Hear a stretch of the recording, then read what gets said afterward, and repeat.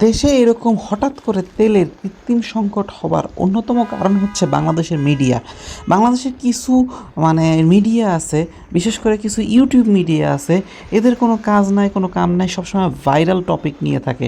এরাই মূলত প্রথম প্রোপাগান্ডাটা তৈরি করে যে হচ্ছে গিয়ে বিদেশে হচ্ছে গিয়ে ওই ইরান, ইসরায়েল, আমেরিকা যুদ্ধের কারণে বাংলাদেশের তেলের সংকট দেখা দিতে পারে। এই ধরনের বিভিন্ন প্রোপাগান্ডা প্রথমে তারা মিডিয়াতে প্রচার করা শুরু করে, বিশেষ করে অনলাইনে। পরবর্তীতে হঠাৎ করে যখন সরকার একটা প্রজ্ঞাপন জারি করে যে ওই যে দেশে হচ্ছে গিয়ে এতদিনের কতদিন সেটা আমার খেয়াল নাই, কিন্তু একটা প্রজ্ঞাপন তারা মিডিয়াতে পাবলিশ করে যে হচ্ছে গিয়ে আমাদের দেশে এতদিনের তেলের মজুত আছে, সো তেলের কোনো সংকট বাংলাদেশে হবে না ইনশাল্লাহ। এই ধরনের যখন একটা কি বলবো প্রজ্ঞাপন যখন মিডিয়ার সামনে আসে, তখন মিডিয়া এটাকে আরও বড় করে ফলাও করে প্রচার করে। তো বাংলাদেশে আসলে মিডিয়ার জন্য অনেক অনেক সময় অনেক ক্রাইসিস তৈরি হয়। এর আগে এরকম একটা ক্রাইসিস হয়েছিল লবণ নিয়ে। তো মিডিয়াতে লবণের সংকট এমনভাবে প্রচার করা হয়েছিল যে দেখা গেছে পরবর্তী লবণই সংকট দেখা দিচ্ছিল দেশে। বিভিন্ন দোকানে দোকানে লবণ খুঁজে পাওয়া যাচ্ছিল না। ঠিক একই ঘটনা এবারও হয়েছে।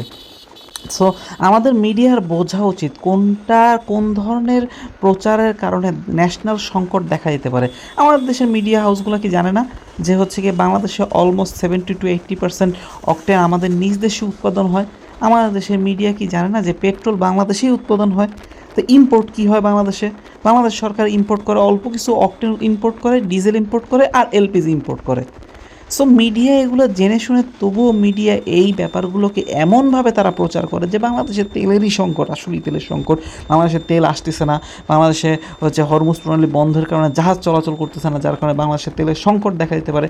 এই ধরনের অহরহ বড় বড় মিডিয়া প্রচার করছে, ন্যাশনাল মিডিয়া সহ আরও বিভিন্ন ধরনের ইউটিউব প্ল্যাটফর্ম বা হচ্ছে কি ওই যে কিছু এখন ফেসবুক নিউজ পোর্টাল আসছে তারা। তো তাদের এই কারণেই কিন্তু দেশে আজকে এরকম একটা অবস্থা। প্রত্যেকটা পাম্পে পাম্পে হলো গিয়ে তেলের বিশাল বিশাল সিরিয়াল। আগে যে ব্যক্তি হলো গিয়ে 200 টাকার তেল নিত, সে ব্যক্তি এখন ফুল ট্যাঙ্কি তেল নিচ্ছে, যার কারণ হচ্ছে গিয়ে সময় বেশি লাগতেছে, মানুষের চাপ বেশি হচ্ছে, তেলের সংকট দেখা দিচ্ছে। একটা ন্যাশনাল ক্রাইসিস তৈরি হয়েছে। যেখানে অকটেন পেট্রোল বাংলাদেশেই উৎপাদন হয়, সেখানে কি এই জিনিসটা হবার কথা? কোনো কথাই না।